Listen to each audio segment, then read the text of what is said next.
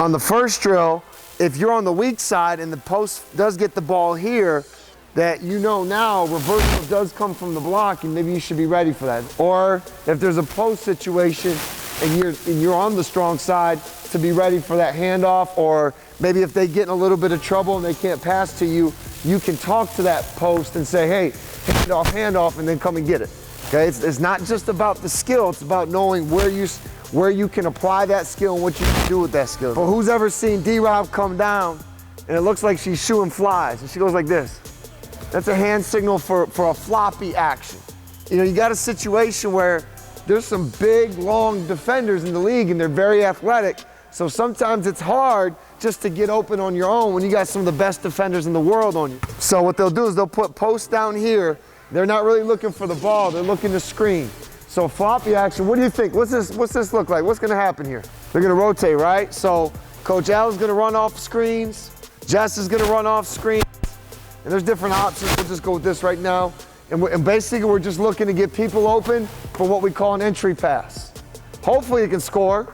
But what tends to happen a lot of times is once they know this is gonna happen, or we talked about how teams have scouting reports on other teams, so there's no one in the WNBA that doesn't know the Stars run floppy action.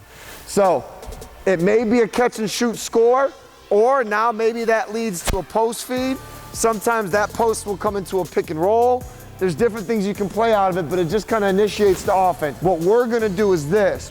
Everybody will be on one side, you'll give coach the ball, we'll put cones on the block, we'll sprint through the cones, get to the spot, knock it down, next one's coming, we're moving quick.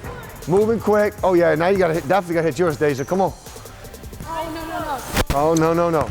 And look, everybody goes through, everybody comes back. What are you thinking about as you're going through floppy action? Well, you always have to look to see where your defender is, if they're chasing you or if they're shooting over the second screen.